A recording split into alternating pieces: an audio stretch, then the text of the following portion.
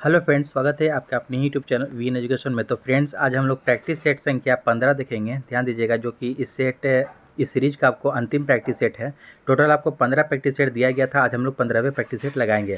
तो दोस्तों, आइए इससे पहले ध्यान दीजिएगा, इसका वॉल्यूम 1 भी हम लोगों ने कंप्लीट करा रखा है और ये वॉल्यूम 2 चल रहा था। इसके साथ साथ हम लोग अल्टरनेट सिस्टम से कैरियर पब्लिकेशन का लेकर चल रहे हैं दोस्तों, तो उसको भी आप लोग कंटिन्यू देखते रहें। इसके बाद और भी मैं सीरीज लेकर आऊँगा, क्योंकि एग्जाम आपको काफ़ी करीब है दोस्तों। तो बिल्कुल भी ढीला मत पड़िए, आप लोग प्रैक्टिस लगातार करते रहें। ठीक है, तो चलिए चलते हैं बिना देरी किए प्रश्न की ओर। और प्रश्न की ओर जाने से पहले एक रिक्वेस्ट है कि जो भी अगर विजिट करके चैनल को नहीं आए हैं, हमारे चैनल को सब्सक्राइब करें और अपने दोस्तों में शेयर ज़रूर करें। ध्यान दीजिएगा दोस्तों, सभी प्रैक्टिस सेट लगाइए। जितना भी पब्लिकेशन का हमने लगा रखा है, खान सर प्लेटफॉर्म का वॉल्यूम 1 और वॉल्यूम 2, क्राउन पब्लिकेशन, ज्ञान बिंदु, जीएस एकेडमी, सभी का हम लोगों ने लगा रखा है। प्लेलिस्ट बना हुआ दोस्तों, जाइए रिवीजन स्टार्ट कीजिए, चूँकि एग्ज़ाम काफ़ी करीब है। तो चलिए देखते हैं आज का ये पहला प्रश्न। इस एरुटेरिया वॉल्यूम 2 का अंतिम प्रैक्टिस सेट है, 15 नंबर। तो फ्रेंड्स, स्टार्ट होने जा रहा है। सेशन स्टार्ट होने से पहले एक बार सेशन को लाइक कर दीजिए और अपने दोस्तों में भी शेयर ज़रूर कर दें। देखते हैं आज का पहला प्रश्न, एमनेस्टी इंटरनेशनल निम्नलिखित में से किससे संबंधित है। ध्यान देंगे, एमनेस्टी इंटरनेशनल जो पूछा जा रहा है कि ये किससे संबंधित है। खास सहायता, मानवाधिकार, शिक्षा या कानून व न्याय। ध्यान दीजिएगा, ऑप्शन नंबर यहाँ पर बी हो जाएगा आपका राइट उत्तर, के मानव अधिकार से ये संबंधित है। एमनेस्टी इंटरनेशनल, ध्यान दीजिएगा, एमनेस्टी इंटरनेशनल का अगर मुख्यालय पूछेगा दोस्तों, तो आप लोग लंदन लगाएंगे। ठीक है, यूके यानी कि ब्रिटेन के, यूनाइटेड किंगडम के लंदन में है। इसकी स्थापना जुलाई 1946 में हुई थी। कब हुई थी? जुलाई 1946। ठीक है, एमनेस्टी इंटरनेशनल की स्थापना जुलाई 1946 में हुई थी। ये मानव अधिकार से संबंधित है। तो दोस्तों, एक प्रश्न से हम लोग कई सारे प्रश्नों को कवर करेंगे, तो ध्यान से आप लोग सुनिएगा। और ज़्यादा टाइम अगर बड़ा वीडियो हो जाता है दोस्तों, तो थोड़ा आप लोग स्पीड बढ़ा भी सकते हैं, 1.5 की स्पीड या 2 की स्पीड से भी सुन सकते हैं आप लोग। लेकिन पूरा देखिए, काफ़ी आपको फ़ायदा करेगा एग्जाम के रिगार्डिंग। ठीक है, देखते हैं 2 नंबर प्रश्न कहता है कि योकोहामा रणनीति निम्नलिखित में से किससे संबंधित है। योकोहामा रणनीति जो पूछ रहा है स्ट्रेटजी, ये किससे संबंधित है। तो 2 का आपको right answer option number C हो जाएगा। ये आपदा प्रबंधन से संबंधित है। ठीक है, आपदा प्रबंधन से संबंधित है। योकोहामा जो रणनीति है, ये 1944 में जापान के योकोहामा नगर में आपदा प्रबंधन के संबंध में विश्व कॉन्फ्रेंस में विश्व में आने वाली विभिन्न आपदाओं से निपटने के लिए कुछ ठोस कदम उठाया गया था। तो उसी से ये संबंधित है, योकोहामा रणनीति। ठीक है, नेक्स्ट क्वेश्चन देखेंगे हम लोग। और ध्यान दीजिएगा दोस्तों, इसका एक और प्रश्न आता है, एमनेस्टी इंटरनेशनल का अगर पूछ देगा कि जुलाई 1946 में आपको तो स्थापना गठन हुआ था इसका, और मानवाधिकार से संबंधित है, और पूछेगा अगर किसने किया था, तो याद रखिएगा नाम पीटर बेनेंसन और फिलिप जेम्स के द्वारा किया गया था। एमनेस्टी इंटरनेशनल का पीटर बेनेंसन और फिलिप जेम्स के द्वारा किया गया था इसका गठन। नेक्स्ट क्वेश्चन देखिएगा, हम लोग 3 नंबर देखेंगे कि बीज बचाओ आंदोलन किस राज्य से संबंधित है। बीज बचाओ आंदोलन जो है, संबंध है किस राज्य से है इसका। तो इसका ध्यान दीजिएगा, ऑप्शन नंबर 2 हो जाएगा दोस्तों, उत्तराखंड से ये संबंधित है। कहाँ से? उत्तराखंड से ये संबंधित है। अगला प्रश्न कहता है 4 नंबर के, अंतर्राष्ट्रीय मुद्रा कोष की स्थापना किस वर्ष हुई थी। अंतर्राष्ट्रीय मुद्रा कोष की स्थापना, तो अंतर्राष्ट्रीय मुद्रा कोष की स्थापना जो हुई थी, 4 का आपका ऑप्शन नंबर डी हो जाएगा, 1944 ईस्वी। ठीक है, अंतर्राष्ट्रीय मुद्रा कोष है। तो ध्यान दीजिएगा, अंतर्राष्ट्रीय मुद्रा कोष की स्थापना 1944 में हुई थी। ब्रेटन वुड्स सम्मेलन में लिए गए निर्णय के आधार पर जुलाई 1944 में इसकी स्थापना की गई थी। और अंतर्राष्ट्रीय मुद्रा कोष एवं विश्व बैंक की स्थापना हुई, और आईएमएफ का आधिकारिक तौर पर संचालन जो है 27 दिसंबर 1945 में हुआ। कब? 27 दिसंबर 1945 में संचालन शुरू हुआ, लेकिन स्थापना पूछ रहा है 1944 हो जाएगा। और वहीं ध्यान दीजिएगा, संयुक्त राष्ट्र संघ की अगर स्थापना पूछता है, तो यूएनओ की स्थापना तो 1945 हो जाएगा दोस्तों, इसे भी याद रखिएगा। अंतर्राष्ट्रीय न्यायालय की स्थापना पूछता है, तो 1945 में ही हुआ था अंतर्राष्ट्रीय न्यायालय की स्थापना और यूएनओ की भी स्थापना। गुट निरपेक्ष आंदोलन अगर पूछ देगा, तो गुट निरपेक्ष आंदोलन आपको 1961 हो जाएगा दोस्तों। और सार्क का स्थापना पूछता है, तो 1985 याद रखिएगा, 1985 सार्क की स्थापना। छोटा डेट इसका हो जाएगा सार्क का 7-8 दिसंबर 1985। अगला प्रश्न 5 नंबर हम लोग देखेंगे कि ज्ञानपीठ पुरस्कार पाने वाली प्रथम भारतीय महिला कौन थी। ज्ञानपीठ पुरस्कार पाने वाली प्रथम भारतीय महिला कौन थी। 5 का आपको right answer option number A हो जाएगा, आशा पूर्णा देवी। क्या हो जाएगा? आशा पूर्णा देवी। इन्हें आपको 1976 में जो है कि ज्ञानपीठ पुरस्कार जीतने वाली पहली महिला थी ये आशा पूर्णा देवी। ठीक है, नेक्स्ट क्वेश्चन देखेंगे कि मुद्रा अवमूल्यन का परिणाम होता है तो क्या होता है। देखिएगा बी आपको यहाँ से सही उत्तर हो जाएगा, निर्यात में वृद्धि और भुगतान संतुलन में सुधार। मुद्रा अवमूल्यन से आपको क्या होता है, निर्यात में वृद्धि होता है और भुगतान संतुलन में सुधार होता है मुद्रा अवमूल्यन से। ठीक है। 7 नंबर प्रश्न है, सर्व शिक्षा अभियान के तहत केंद्र और राज्यों के मध्य वित्तीय व्यवस्था को अनुपात में विभाजित किया गया है। ध्यान दीजिएगा, सर्व शिक्षा अभियान के तहत पूछ रहा है केंद्र और राज्यों के मध्य वित्तीय व्यवस्था को किस अनुपात में बांटा गया है, यानी कि विभाजित किया गया है। 7 का ऑप्शन नंबर ए हो जाएगा 60:40। ठीक है, 60-40 का रेशियो, यानी कि केंद्र में आपको चले जाइए 60 और राज्य में 40। ठीक है, 60-40 के रेशियो में बांटा गया है सर्व शिक्षा अभियान को। 8 नंबर प्रश्न कहता है न्यूनतम समर्थन मूल्य की घोषणा कब की जाती है। न्यूनतम समर्थन मूल्य, तो देखिएगा फसल की बुआई से पहले, कोई भी जो फसल जो होती है उसकी बुआई होती है उससे पहले आपको न्यूनतम समर्थन मूल्य की घोषणा की जाती है। अगला प्रश्न है कि बैंकिंग लोकपाल योजना की शुरुआत कब की गई। बैंकिंग लोकपाल योजना की शुरुआत कब की गई। 9 का ऑप्शन नंबर सी हो जाएगा दोस्तों, जून 1995 में। ठीक है, जून 1995 में किया गया था। अगला प्रश्न 10 नंबर देखें कि भारतीय उच्चायुक्त के पद का किस अधिनियम से सृजन हुआ। भारतीय उच्चायुक्त के पद का किस अधिनियम से सृजन हुआ। इसका सही उत्तर ऑप्शन नंबर बी हो जाएगा दोस्तों, भारत सरकार अधिनियम 1919। ठीक है, भारत सरकार अधिनियम 1919 में भारतीय की देखभाल के लिए एक नया अधिकारी भारतीय उच्चायुक्त नियुक्त किया गया था। और ध्यान दीजिएगा कि भारत सरकार अधिनियम 1919 को एक और नाम से जाना जाता है जिसको मॉन्टेग्यू चेम्सफोर्ड सुधार के नाम से भी जाना जाता है। इसे मॉन्टेग्यू चेम्सफोर्ड सुधार के नाम से भी जाना जाता है। अगला प्रश्न कहता है यहाँ से कि निम्नलिखित में से भारतीय संविधान के किस संशोधन के द्वारा अनुच्छेद 19 के 1 के सी में सहकारी समितियाँ शब्द जोड़ा गया। ध्यान दीजिएगा, यहाँ पर प्रश्न जो कहता है आपको कि भारतीय संविधान के किस संशोधन में पूछ रहा है कि अनुच्छेद 19 के 1 के सी में सहकारी समितियाँ जो ये शब्द जोड़ा गया कौन से संशोधन में। 11 का ऑप्शन नंबर देखिएगा डी हो जाएगा, ये 97वां संशोधन 2011 में जो हुआ था ये। ठीक है, 97। ठीक है, 97 सीए जो हुआ था आपको 2011 में हुआ था, उसी में आपको ये शब्द सहकारी समितियाँ शब्द जोड़ा गया था। 12 नंबर प्रश्न कहता है यहाँ से कि केंद्रीय सतर्कता आयोग का कार्यकाल होता है। केंद्रीय सतर्कता आयोग का कार्यकाल कितने टाइम का होता है। तो 12 का देखेगा, 12 का ऑप्शन नंबर यहाँ से 4 हो जाएगा दोस्तों, 4 वर्ष या 65 वर्ष की आयु तक है केंद्रीय सतर्कता आयोग के कार्यकाल। ध्यान दीजिएगा, ठीक है, 4 वर्ष से। इस अधिनियम के जो देखिएगा 2003 के अंतर्गत केंद्रीय सतर्कता आयोग में एक केंद्रीय सतर्कता आयुक्त अध्यक्ष और 2 सतर्कता आयुक्त सदस्य जो है कि इसकी नियुक्ति का प्रावधान है। इसके अध्यक्ष और सदस्यों का कार्यकाल जो होता है आपको कितना होता है, 4 साल या आपको अंतिम आपको देखिएगा तो 65 वर्ष की आयु तक होता है। नेक्स्ट क्वेश्चन 13 नंबर देखेंगे हम लोग कि निम्नलिखित में से कौन से मूल अधिकार हैं जो केवल भारतीय नागरिकों को प्राप्त है। कौन से मूल अधिकार हैं जो मूल अधिकार है इनमें से, जो मौलिक अधिकार है जो कि केवल भारतीय नागरिक को प्राप्त है इनमें से। तो 13 का ऑप्शन नंबर देखिएगा सी में हम लोग चले जाएंगे। अनुच्छेद आपको 15, 16, 19, 29 और 30 है। ठीक है, 15, 16, 19, 29 और 30 जो है ये आपको 15 में क्या दिया गया है, 15 अनुच्छेद में है धर्म, मूल वंश, जाति, लिंग या जन्म स्थान के आधार पर विभेद का निषेध है। 16 में है आपको, अनुच्छेद 16 में है लोक नियोजन में अवसर की समानता।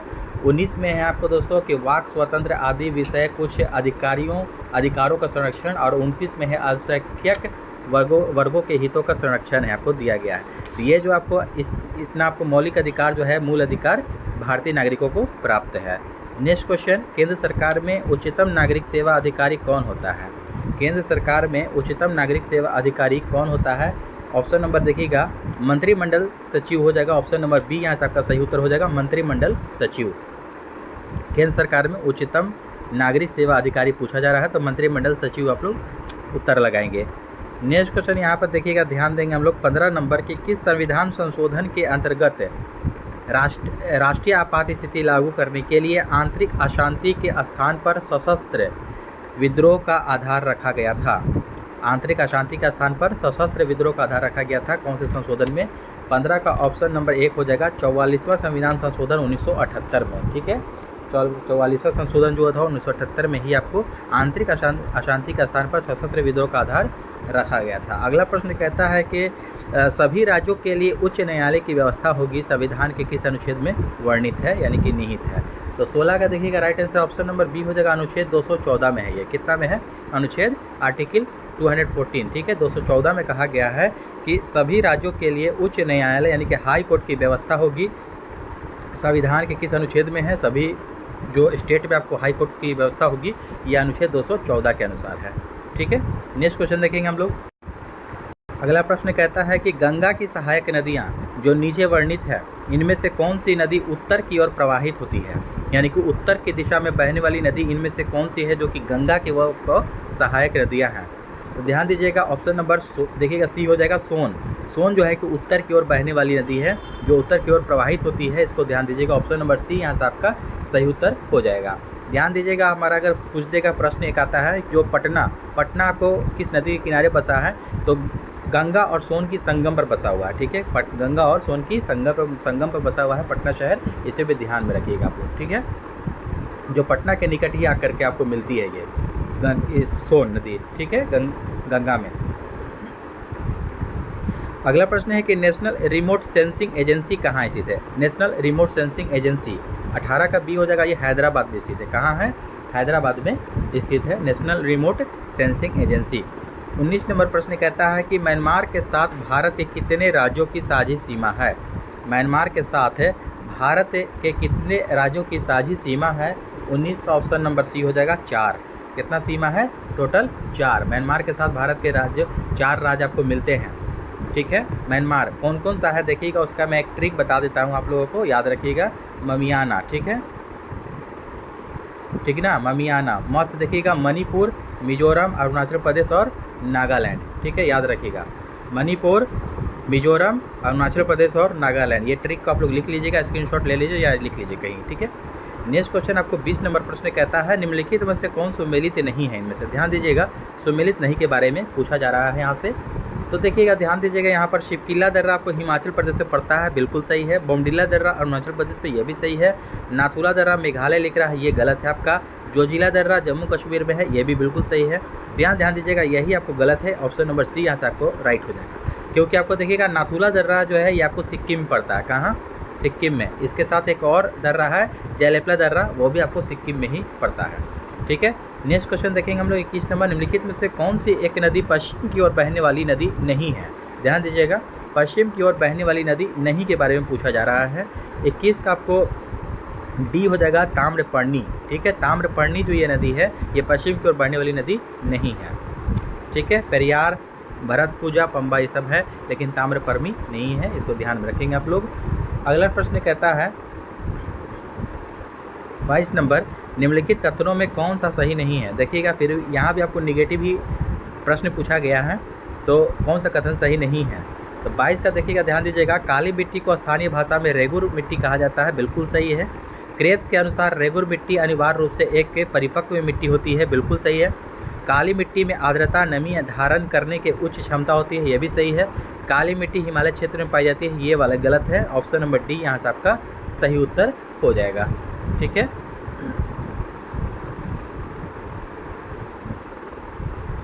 काली मिट्टी आपको देखिएगा हिमालय क्षेत्र जो बोल रहा है ये गलत है, क्योंकि हिमालय क्षेत्र में ना पकड़ के ये कहाँ पाया जाता है? महाराष्ट्र, कर्नाटक, गुजरात और मध्य प्रदेश में पाई जाती है काली मिट्टी, ठीक है। नेक्स्ट क्वेश्चन है, भारत के निम्नलिखित में से किस राज्य में सर्वाधिक वन आच्छादित क्षेत्र है? सर्वाधिक वन आच्छादित क्षेत्र हैं किस राज्य में? तो ध्यान दीजिएगा, 23 का सी हो जाएगा दोस्तों, एमपी यानी कि मध्य प्रदेश, ठीक है, मध्य प्रदेश में। मध्य प्रदेश में आपको सबसे ज़्यादा वन आच्छादित आपको पड़ता है क्षेत्र, सबसे ज़्यादा वन वाला।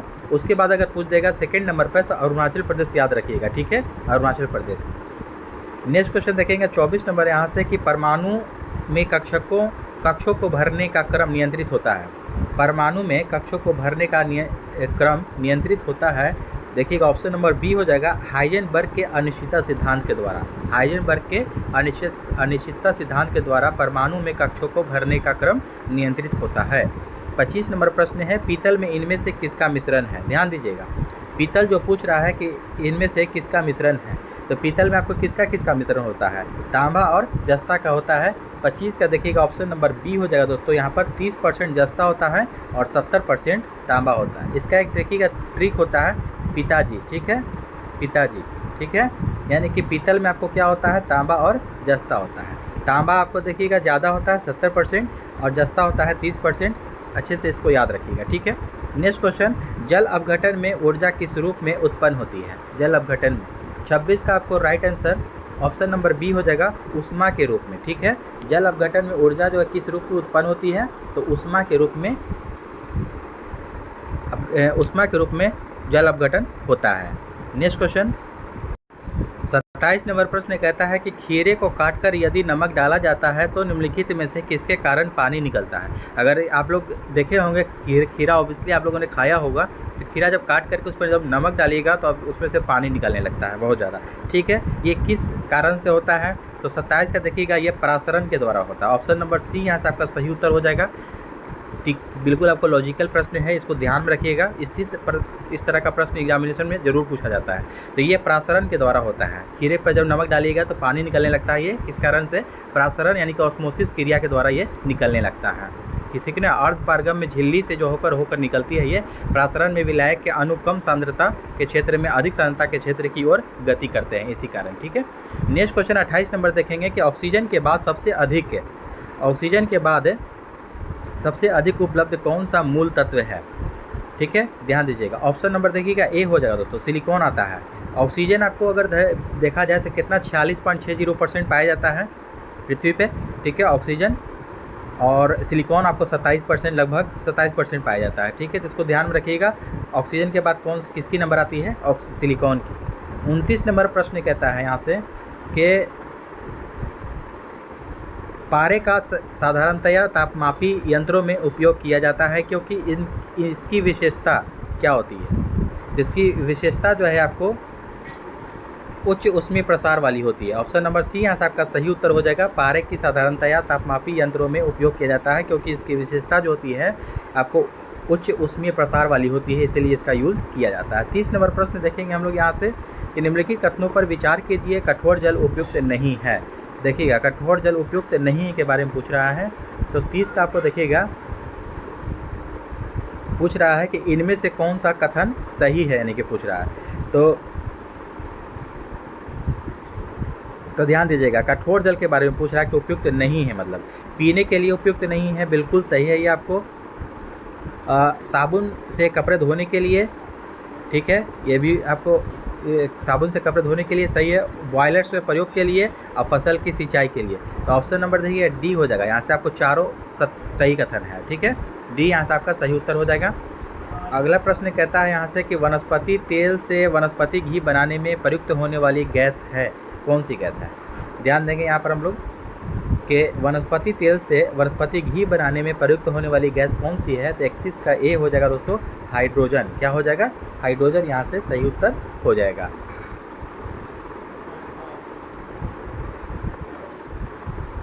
ध्यान दीजिएगा, वनस्पति तेल को हाइड्रोजन के साथ जैसे प्लस मतलब कि ये किया जाता है, उत्प्रेरक निकेल होता है इसमें, 150 से 180 डिग्री सेल्सियस से आपको इसको गर्म किया जाता है तो वनस्पति घी तैयार होता है। नेक्स्ट क्वेश्चन, निम्नलिखित में से कौन सी एक वायुमंडल में अस्थायी गैस है? वायुमंडल में एक अस्थायी गैस है, निम्नलिखित में से कौन? कार्बन डाइऑक्साइड, ओजोन, नाइट्रोजन या नियॉन? ध्यान दीजिएगा, 32 का ऑप्शन नंबर सी हो जाएगा दोस्तों। नाइट्रोजन जो है कि एक अस्थायी गैस है, ठीक है। नाइट्रोजन की कितनी परसेंट आपको है वायुमंडल में पाई जाती है? तो 78%, 78.09% होता है, लेकिन 78% याद रखेंगे, ठीक है।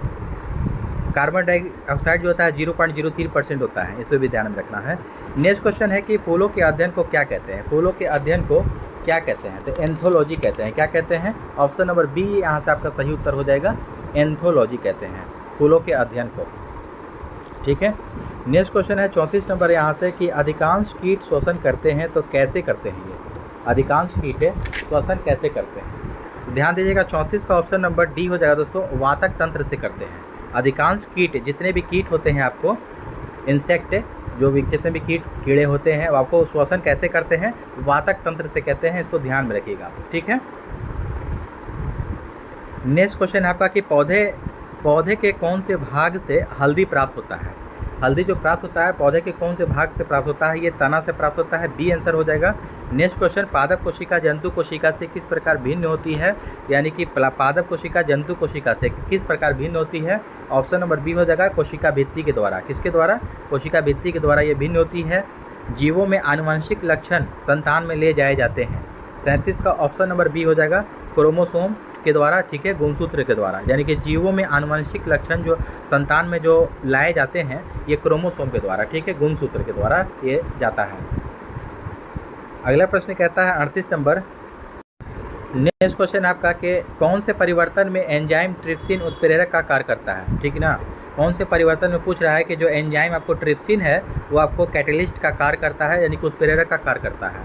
38 का ऑप्शन नंबर ध्यान दीजिएगा सी हो जाएगा दोस्तों, प्रोटीन को अमीनो अम्ल में मतलब बदलने के लिए, प्रोटीन को अमीनो अम्ल में चेंज करने के लिए ट्रिप्सिन एंजाइम जो है आपको उत्प्रेरक के रूप में कार्य करता है। 39 नंबर देखेंगे हम लोग, निम्नलिखित खनिजों पर विचार कीजिए, ठीक है, निम्नलिखित खनिज पर। तो 39 का आपको देखिएगा, ध्यान दीजिएगा, पूछ रहा है कि उपरोक्त खनिजों में से मानव शरीर के में पेशियों के संकुचन के लिए किसकी या किन की आवश्यकता होती है। तो ध्यान दीजिएगा 1, 2, 3 में कैल्शियम, लोहा और सोडियम दे रखा है यहाँ पर। तो ध्यान दीजिएगा यह तीनों ही जो है कि आपको ये हमारे शरीर में, मानव शरीर में ये आपको आवश्यक होता है। तो ऑप्शन नंबर यहाँ से 39 का देखिए डी हो जाएगा, तीनों सही है, ठीक है। अगला प्रश्न कहता है 40 नंबर यहाँ से कि सुमेलित करना है। यहाँ पर देखिएगा सूची 1 को सूची 2 से यहाँ पर सुमेलित करना है। यहाँ पर दे रखा है, देखिएगा सूत्र दिया हुआ है। गोबर गैस का देखिएगा सूत्र होता है जिसको मीथेन कहते हैं, तो CH4 में चले जाइए 3 में यहाँ पर, ठीक है। कोल गैस का हो जाएगा, क्या क्या होता है कोल गैस में, आपको कोल गैस में H2CH4 + CO होता है। यानी कि कोल गैस में आपको किसके हिस्से मिलकर बनता है, हाइड्रोजन, मीथेन और कार्बन मोनोऑक्साइड। प्रोड्यूसर गैस अगर पूछता है तो ये कार्बन मोनोऑक्साइड और क्या होता है, नाइट्रोजन होता है। ये 2 में चले जाइए, कार्बन मोनोऑक्साइड और नाइट्रोजन। और वाटर गैस में क्या होता है, कार्बन मोनोऑक्साइड और हाइड्रोजन होता है। तो इस प्रकार से आपका सही उत्तर ऑप्शन नंबर ए हो जाएगा दोस्तों, यहाँ से सही उत्तर। अगला प्रश्न कहता है 41 नंबर यहाँ से कि निम्नलिखित में से किसकी उपस्थिति के कारण दूध में मिठास आ जाती है। देखिएगा दूध में जो मिठास आ जाती है किसकी उपस्थिति के कारण आ जाती है। 41 का बी हो जाएगा दोस्तों, लैक्टोज के कारण। किसके कारण, लैक्टोज के कारण। और ध्यान दीजिएगा दूध का जो सफ़ेद रंग सफ़ेद होता है आपको कैसीन के कारण होता है, इसे भी ध्यान में रखेंगे आप लोग। और दूध का पीला रंग कैरोटीन के कारण पीला होता है। नेक्स्ट क्वेश्चन देखेंगे हम लोग 42 नंबर की, पौधों द्वारा ली गई विकिरण ऊर्जा निम्न परिणाम देती है। पौधों द्वारा ली गई विकिरण ऊर्जा निम्न परिणाम देती है क्या। तो 42 का ऑप्शन नंबर 1 हो जाएगा, जल का प्रकाश अपघटन। क्या हो जाएगा, जल का प्रकाश अपघटन। अगला प्रश्न कहता है दोस्तों कि दाब की इकाई क्या है। दाब यानी कि प्रेशर की इकाई क्या है। 43 का देखिएगा न्यूटन प्रति वर्ग मीटर, ठीक है, न्यूटन पर मीटर स्क्वायर होता है दाब की इकाई, ठीक है। ऑप्शन नंबर ए यहाँ से आपका सही उत्तर हो जाएगा। नेक्स्ट क्वेश्चन आपका कि रमन प्रभाव का प्रकाश उन किरणों से संबंध है जो आर पार जाती है। रमन प्रभाव का प्रकाश उन किरणों से संबंधित है जो आर पार जाती है। 44 का डी हो जाएगा दोस्तों, सभी पारदर्शी माध्यम के आर पार जाती है। नेक्स्ट क्वेश्चन, रात के समय खुले में आकाश में तारों को टिमटिमाने को किससे समझाया जा सकता है। तो ऑप्शन देखेंगे हम लोग, तो ध्यान दीजिएगा इसका right answer option number A हो जाएगा, प्रकाश के अपवर्तन के कारण। यानी कि रात में जो तारे टिमटिमाते हुए हम लोग को प्रतीत होते हैं वो प्रकाश के अपवर्तन के कारण ऐसा होता है, ठीक है, प्रकाश के अपवर्तन के कारण, एटमॉस्फेरिक रिफ्रैक्शन के कारण होता है ऐसा, टिमटिमाता हुआ, ट्विंकलिंग होता है, प्रतीत होता है। नेक्स्ट क्वेश्चन देखेंगे 40 नंबर के, अतिचालक का लक्षण है आपको क्या है। 46 का ऑप्शन नंबर सी हो जाएगा, शून्य पारगम्यता। क्या हो जाएगा, शून्य पारगम्यता अतिचालक का लक्षण है। 47 नंबर पर से कहता है कि प्रकाश विद्युत प्रभाव के आविष्कर्ता थे, ठीक है, आविष्कारकर्ता थे। प्रकाश विद्युत प्रभाव के आविष्कारकर्ता कौन थे। 47 का ऑप्शन नंबर ए हो जाएगा, हर्ट्ज। कौन हो जाएगा, हर्ट्ज थे। नेक्स्ट क्वेश्चन, निम्नलिखित में से कौन सा सुमेलित नहीं है इनमें से, ठीक है। 48 नंबर हम लोग देखेंगे कौन सा सुमेलित नहीं है। एनीमोमीटर वायु की चाल मापी जाती है, बिल्कुल सही है ये आपका, ठीक है। अमीटर से विद्युत धारा मापा जाता है, ये भी सही है। टैक्योमीटर से दाबांतर, ये गलत है आपका सी, ठीक है। पायरोमीटर से उच्च ताप मापा जाता है, ये भी बिल्कुल सही है। तो ध्यान दीजिएगा ऑप्शन नंबर सी यहाँ से आपका सही उत्तर हो जाएगा, क्योंकि आपको नेगेटिव प्रश्न यहाँ से पूछा गया था, नेगेटिव का भाई नेगेटिव हो जाएगा, ठीक है। ऑप्शन नंबर यहाँ से सी आपका सही हो जाएगा। टैक्योमीटर देखिए एक प्रकार का सर्वेक्षण उपकरण है जिसे क्षैतिज दूरियों, लंबवत उन्नयन एवं दिशाओं के त्वरित मापन हेतु इसका उपयोग किया जाता है। नेक्स्ट क्वेश्चन आपका कहता है कि मध्य पाषाणिक के प्रसंग में पशुपालन के प्रमाण जहाँ मिले हैं यह स्थान है। ध्यान दीजिएगा काफ़ी इंपॉर्टेंट प्रश्न है आपको, ये बीपीसी का प्रश्न है, पूछा जाता है और फिर से अगेन पूछा जाएगा ये प्रश्न कि मध्य पाषाणी के प्रसंग में पशुपालन के प्रमाण जहाँ मिले हैं वो स्थान कौन सा है, तो आदमगढ़ यहाँ से आपको याद रखिएगा, आदमगढ़, ठीक है, आदमगढ़ से मिले हैं। इसके साथ साथ एक और स्थान मिलता है, उसे भी याद रखिएगा, बागोर जिला, ठीक है ना, बागोर, ठीक है, बागोर जिला, आदमगढ़ प्लस बागोर। अगर बागोर भी, अगर आदमगढ़ की जगह बागोर रहेगा ऑप्शन में, तो ऑप्शन में आपको बागोर रहेगा तो वो भी आप लोग लगाएंगे, इसका उत्तर वो भी सही होगा, ठीक है। आदमगढ़ और बागोर ये मध्य प्रदेश के, ये देखिएगा, ध्यान दीजिएगा, आदमगढ़ जो है ये मध्य प्रदेश में पड़ता है, ये मध्य प्रदेश का जिला है, और ये बागोर जिला जो है ये राजस्थान में पड़ता है, ठीक है। पशुपालन की यहाँ पर उन्नत किस्म जो अवस्था जो है कि मौजूद थी, ये आपको 9000 BC यानी कि 9000 ईसा पूर्व से 4000 ईसा पूर्व के मौजूद थी, यह माना जाता है, ठीक है। नेक्स्ट क्वेश्चन देखेंगे हम लोग 50 नंबर यहाँ से कि ऐतिहासिक स्रोत के रूप में उपलब्ध विश्व प्रसिद्ध कंधार के अभिलेख की लिपि क्या है। ऐतिहासिक स्रोत के रूप में कह रहा है कि विश्व प्रसिद्ध कंधार के अभिलेख की लिपि क्या है। 50 का right answer option number D हो जाएगा, यूनानी और अरमाइक। क्या हो जाएगा, यूनानी और अरमाइक। 51 नंबर प्रश्न कहता है कि हड़प्पा सभ्यता के निम्नलिखित में से कौन से स्थल सिंध क्षेत्र में अवस्थित है। ध्यान दीजिएगा, हड़प्पा सभ्यता के निम्नलिखित में से कौन सा स्थल है जो कि सिंध क्षेत्र में अवस्थित है। तो यहाँ 51 का देखिएगा, तो एक हो जाएगा आपको मोहनजोदारो और दूसरा हो जाएगा आपको ये चन्हुद्रो, ठीक है, चन्हुदारो। तो ऑप्शन नंबर देखिएगा बी यहाँ से आपका सही उत्तर हो जाएगा 51 का। मोहनजोदड़ो और चन्हुद्रो जो है कि हड़प्पा सभ्यता के स्थल सिंध क्षेत्र में अवस्थित है, ये सिंध क्षेत्र में पड़ता है, ठीक है, इसको ध्यान में रखना है आप लोगों को। नेक्स्ट क्वेश्चन कहता है यहाँ से, ध्यान दीजिएगा, 52 नंबर के निम्नलिखित में से कनिष्क के समकालीन कौन थे। ध्यान दीजिएगा, कह रहा है कि निम्नलिखित में से कनिष्क के समकालीन कौन थे। 52 का right answer option number B हो जाएगा, नागार्जुन, अश्वघोष और वसुमित्र। ये तीनों जो थे आपको कनिष्क के समकालीन थे, ये तीनों कनिष्क के दरबार में रहते थे, इसको ध्यान में रखेंगे आप लोग, नागार्जुन, अश्वघोष और वसुमित्र। यहाँ पर ध्यान देंगे हम लोग कि अश्वघोष क्या थे, तो अश्वघोष जो है आपको ये कनिष्क के राजकवि थे, राजकवि, ठीक है ना। और चतुर्थ बौद्ध संगीति के अध्यक्षता जो हुआ था आपको ये वसुमित्र के शासनकाल में ही हुआ था, इनके समय में ही हुआ था। और नागार्जुन जो हो जाएंगे आपको ये शून्यवाद का प्रतिपादन नागार्जुन ने ही किया था, इसको ध्यान में रखेंगे सभी पॉइंट को। नेक्स्ट क्वेश्चन है आपका, संस्कृत का महान कवि और नाटकवार राजशेखर किस प्रतिहार शासक के दरबार में रहता था। 53 का ऑप्शन नंबर सी हो जाएगा, महिपाल के दरबार में रहता था। संस्कृत का महान कवि और नाटककार राजशेखर, ठीक है, ये महिपाल के दरबार में रहता था। नेक्स्ट क्वेश्चन कहता है आपको कि निम्नलिखित में से किसने मध्यकालीन भारत में तमिलनाडु पर शासन किया था। निम्नलिखित में से किसने मध्यकालीन भारत में तमिलनाडु पर शासन किया था। तो 54 का ऑप्शन नंबर डी हो जाएगा, चोल वंश। क्या हो जाएगा, चोल वंश यहाँ से आपका सही उत्तर हो जाएगा। नेक्स्ट क्वेश्चन देखेंगे, 55 नंबर प्रश्न कहता है निम्नलिखित में से कौन सा युग में सुमेलित नहीं है। यहाँ पर पूछ रहा है, देखिए गलत के बारे में पहचान करना है इनमें से। तो देखिएगा, ध्यान दीजिएगा, आरिज मुमालिक सैन्य प्रधान था, ये सही है। दीवाने इंशा पत्राचार विभाग था। दीवाने बंदगान विदेश विभाग था, ये गलत है। अमीर को ही कृषि विभाग था, ये भी सही है। तो ये आपको पहला, दूसरा और चौथा सही है, सी वाला गलत है, तो ऑप्शन नंबर सी यहाँ से आपका सही हो जाएगा। क्यों, ध्यान दीजिएगा,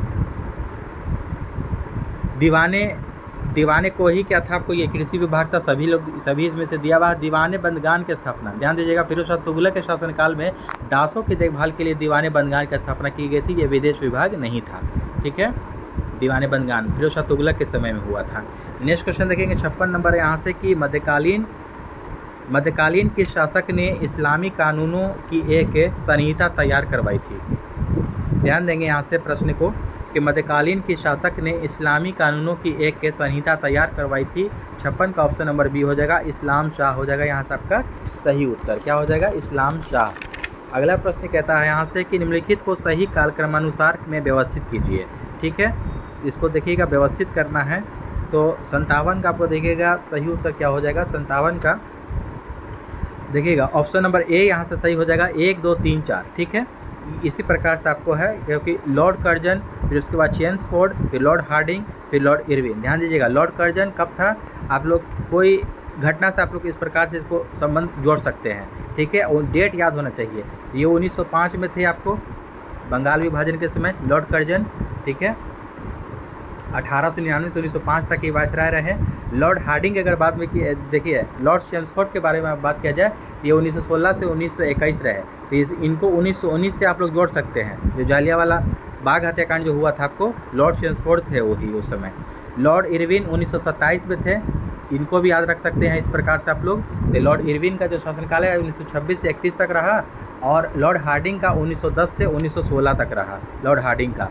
ठीक है, लॉर्ड हार्डिंग के समय में आपको बंगाल विभाजन को रद्द किया गया था, ये भी एक प्रश्न पूछा जाता है।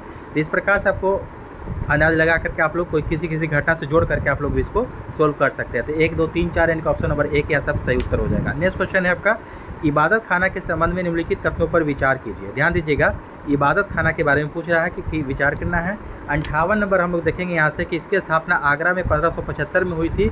ये बिल्कुल सही है पहला वाला। यह लाल किले में स्थित है इबादत खाना, गलत, लाल किले में ये स्थित नहीं है। अगला है कि इसका शाब्दिक अर्थ प्रार्थना कक्ष होता है, ये भी सही है आपका। 1 और 3 इनमें से सही है, तो ऑप्शन नंबर देखिएगा 1 और 3 बी में है, यहाँ से सही उत्तर हो जाएगा। नेक्स्ट क्वेश्चन आपका कि 28 अखिल भारतीय ट्रेड यूनियन कांग्रेस का गठन किस वर्ष किया गया था? ध्यान दीजिएगा 59 में। तो इसका राइट आंसर ऑप्शन नंबर देखिएगा बी हो जाएगा 1920 में। ठीक है, यहाँ 28 शायद ये मिसप्रिंट से दे दिया है कुछ। ठीक है, अखिल भारतीय ट्रेड यूनियन कांग्रेस का गठन किस वर्ष किया गया था? यहाँ ध्यान दीजिएगा 1920 में किया गया था। किसके द्वारा किया गया था अगर प्रश्न पूछता है तो NM जोशी याद रखिएगा नाम। ठीक है, NM जोशी। ठीक है, NM जोशी। नेक्स्ट क्वेश्चन है 60 नंबर, निम्नलिखित में से कौन सम्मिलित नहीं है? इनमें से कौन सम्मिलित नहीं है? तो ऑप्शन नंबर देखिएगा डी हो जाएगा, पूना सार्वजनिक सभा केशव चंद्र सेन। पूना सार्वजनिक सभा केशव चंद्र सेन सम्मिलित नहीं है, तो ऑप्शन नंबर डी यहाँ से आपका सही हो जाएगा। देखिएगा Asiatic Society of Bengal William जो है कि विलियम जोन्स के द्वारा ये जुड़ा हुआ है, बिल्कुल सही है। यंग बंगाल आंदोलन जो है आपको हेनरी विविन ड्यूजियो से संबंधित है, ये भी सही है, ये भी सही है। Land holders society Dwarkanath Tagore, ये भी सही। ये वाला गलत है, पूना सार्वजनिक सभा केशव चंद्र सेन। पूना सार्वजनिक सभा जो है आपको MG रनाडे इसके आपको हो जाएंगे। ठीक है, MG रनाडे याद रखिएगा इनका नाम। ठीक है, MG रनाडे आपका सही उत्तर हो जाएगा। तो ऑप्शन नंबर डी यहाँ से आपका सही उत्तर हो जाएगा यहाँ से, क्योंकि यही गलत है। 61 नंबर प्रश्न कहता है कि सर्वाधिक जैव विविधता कहाँ पाई जाती है? ध्यान दीजिएगा, सर्वाधिक जैव विविधता कहाँ पाई जाती है? तो 61 का ऑप्शन नंबर ये हो जाएगा, उष्णकटिबंधीय वर्षा वनों में पाई जाती है सर्वाधिक जैव विविधता, उष्णकटिबंधीय वर्षा वनों में। नेक्स्ट क्वेश्चन, स्वपोषित जीवों की कार्बन और ऊर्जा की आवश्यकताएं किसके द्वारा पूरी होती है? स्वपोषित जीवों की कार्बन और ऊर्जा की आवश्यकताएं किसके द्वारा पूरी होती है? 62 का ऑप्शन नंबर 1 हो जाएगा दोस्तों, प्रकाश संश्लेषण के द्वारा ये पूरी होती है। नेक्स्ट क्वेश्चन आपका, सर्वाधिक अस्थायी पारिस्थितिक तंत्र निम्नलिखित में से कौन सा है? सर्वाधिक अस्थायी पारिस्थितिक तंत्र, मरुस्थल, पर्वत, महासागर या वन? 63 का देखिएगा ऑप्शन नंबर सी हो जाएगा, महासागर चले जाइए। ठीक है, महासागर जो है आपको ये सर्वाधिक अस्थायी पारिस्थितिक तंत्र है, यहाँ आपको सही उत्तर महासागर हो जाएगा। नेक्स्ट क्वेश्चन देखिए, नेक्स्ट क्वेश्चन कहता है यहाँ से कि मानव गतिविधियों से परिवर्तित पर्यावरण क्या कहलाता है? ध्यान दीजिएगा, मानव गतिविधियों से परिवर्तित पर्यावरण क्या कहलाता है? तो ये हो जाएगा आपको एंथ्रोपोजेनिक पर्यावरण कहलाता है। ठीक है ना, मानव गतिविधियों से परिवर्तित जो पर्यावरण होता है वो आपको एंथ्रोपोजेनिक पर्यावरण उसको कहते हैं। नेक्स्ट क्वेश्चन, निम्नलिखित में से कौन सा देश अफ्रीका महाद्वीप में अवस्थित नहीं है? ध्यान दीजिएगा, कौन सा देश है जो कि अफ्रीका महाद्वीप में स्थित नहीं है? गैबोन, गुयाना, गिनी या गिनी बिसाऊ? ध्यान दीजिएगा 65 का correct answer option number B हो जाएगा, गुयाना। ठीक है, गुयाना जो है कि अफ्रीकी महाद्वीप में ये नहीं है, बल्कि ये दक्षिण अमेरिका का ये आपको है। ठीक है, दक्षिण अमेरिका का देश है। 66 नंबर प्रश्न कहता है कि मार्च 1924 में कौन सा देश नाटो का 32वां आधिकारिक सदस्य बना है? ध्यान दीजिएगा, नाटो का अगर पूछता है अगर स्थापना तो 1949 डेट याद रखिएगा, 1949। ठीक है, इसमें आपको टोटल अब 32 सदस्य हो गए हैं, तो 32वां सदस्य अभी कौन बना है? मार्च 2024 में पूछा जा रहा है। 66 का ऑप्शन नंबर ये हो जाएगा, स्वीडन। क्या हो जाएगा? स्वीडन याद रखिएगा। ये प्रश्न पूछा जा सकता है कि 32वां सदस्य जो बना है नाटो का वो आपको स्वीडन है। नेक्स्ट क्वेश्चन है, मार्च 2024 में किस राज्य में विधवा पुनर्विवाह प्रोत्साहन योजना शुरू किया गया? कौन से राज्य में शुरू किया गया है? 67 का ऑप्शन नंबर बी हो जाएगा, ये झारखंड में ये शुरू किया गया है विधवा पुनर्विवाह प्रोत्साहन योजना। 68 नंबर प्रश्न कहता है यहाँ से, चंद्रयान 3 रोवर पर लगे लेजर प्रेरित ब्रेकडाउन स्पेक्ट्रोस्कोपी उपकरण का उद्देश्य क्या है? ये चंद्रयान 3 रोवर पर ये जो लगा हुआ है लेजर प्रेरित ब्रेक डाउन स्पेक्ट्रोस्कोपी, इसका काम क्या है? तो ध्यान दीजिएगा 68 का आपको right answer option number C हो जाएगा दोस्तों। ये तीव्र लेजर पल्स का उपयोग करके चंद्र मिट्टी की संरचना का विश्लेषण करना है इसका काम। नेक्स्ट क्वेश्चन है कि made in India from independence to emergency पुस्तक के लेखक कौन है? ध्यान देंगे, made in India from independence to emergency पुस्तक के लेखक कौन है? तो 69 का ऑप्शन नंबर सी हो जाएगा अमिताभ कांत। क्या हो जाएगा? अमिताभ कांत है। 70 नंबर प्रश्न है कि भारत सरकार के द्वारा अक्टूबर 2023 में इजराइल हमास युद्ध क्षेत्र से नागरिकों को स्वदेश लाने के लिए कौन सा अभियान शुरू किया गया है? कौन सा अभियान? यानी कि जो इजराइल हमास जो युद्ध हो रहा था अभी 2023 में हुआ है, तो इस युद्ध से अब वहाँ के नागरिकों को भारत वापस लाने के लिए जो अभियान शुरू किया गया वो किस नाम से जाना जा रहा है? ऑप्शन नंबर ए हो जाएगा ऑपरेशन अजय के नाम से उसको शुरू किया गया। अगला प्रश्न कहता है, यहाँ से देखिएगा, बंगस वैली महोत्सव 2023 किस राज्य का या केंद्र शासित प्रदेश का मनाया जाने वाला त्यौहार है? ध्यान दीजिएगा, बंगस वैली महोत्सव जो मनाया जाता है कौन से केंद्र शासित या राज्य में बनाया गया है? 71 का ऑप्शन नंबर ये हो जाएगा दोस्तों, ये जम्मू कश्मीर में। ठीक है, कहाँ? जम्मू कश्मीर में। अगला प्रश्न है, वर्ष 2023 के चिकित्सा के क्षेत्र में नोबेल पुरस्कार किसे प्रदान किया गया है? चिकित्सा के क्षेत्र में पूछ रहा है, तो 72 का right answer option number D हो जाएगा कैटालिन कारिको। ठीक है, कैटालिन कारिको एक और इनके साथ नाम है, ध्यान दीजिएगा, कैटालिन कारिको चिकित्सा के क्षेत्र में, और एक नाम है आपको डियो विसमैन। ठीक है, कैटालिन कारिको ये हंगरी के हैं और डियो विसमैन जो है आपको डियो विसमैन ये अमेरिका के हैं। तो दोनों को मिला है, यहाँ एक ही का नाम दिया गया है। नरगिस मोहम्मदी, इन्हें भी आपको 2023 का ही पुरस्कार मिला है, लेकिन इनको शांति के क्षेत्र में मिला है। ठीक है, ये ईरान की रहने वाली हैं, इसे इनका भी नाम याद रखिएगा लोग। नेक्स्ट क्वेश्चन देखेंगे हम लोग। अगला प्रश्न है कि हाल ही में इंडस एक्स शिखर सम्मेलन का आयोजन कहाँ किया गया है? तो ध्यान दीजिएगा, ये दिल्ली में किया गया है। कहाँ? दिल्ली में। प्रवासी पक्षियों के लिए COP 14 की मेजबानी कौन करेगा? प्रवासी पक्षियों के लिए COP 14 का मेजबानी 74 का डी हो जाएगा दोस्तों, उज्बेकिस्तान करेगा। कौन करेगा? उज्बेकिस्तान। 75 नंबर प्रश्न है और इस सेट का अंतिम प्रश्न है दोस्तों, और सेट भी अंतिम ही है, ये आपको 15वां सेट है जो अंतिम हम लोग लगा रहे थे, एडिटोरिया का वॉल्यूम 2। ठीक है, हाल ही में पुरुषों के अंडर 19 विश्व कप क्रिकेट का विजेता कौन सा देश बना है? तो इसको ध्यान दीजिएगा, 75 का ऑप्शन नंबर बी हो जाएगा, ऑस्ट्रेलिया विजेता बना है। ठीक है, ऑस्ट्रेलिया विजेता बना है अंडर 19 विश्व कप क्रिकेट में। ठीक है, ये संस्करण आपको 15वां संस्करण था, अगर संस्करण पूछेगा तो 15वां याद रखिएगा, जो ये हुआ अंडर 19 विश्व कप क्रिकेट और इसमें ऑस्ट्रेलिया जीता है। आयोजन स्थल कहाँ हुआ था? ये दक्षिण अफ्रीका में। विजेता ऑस्ट्रेलिया और उप विजेता कौन रहा?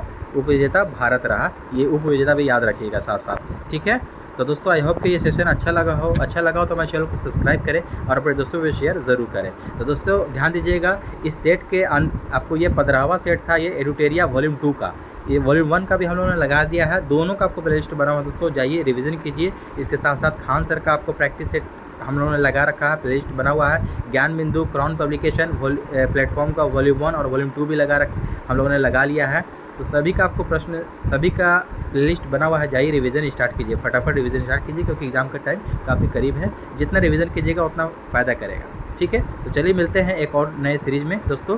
और अभी हम लोगों ने किरण पब्लिकेशन शुरू कर दिया है, 4 सेट उसका भी 3 सेट लग चुका है, चौथा लगने वाला है। ठीक है, तो उसको कंटिन्यू आप लोग देखते रहें। ठीक है, इसके साथ साथ और भी हम लोग पब्लिकेशन लेकर के आएंगे, जितना हो सकेगा एग्जाम के पहले मैं आप लोगों को पूरा करवाऊंगा। चलिए मिलते हैं एक और नेक्स्ट सेट में। जय हिंद।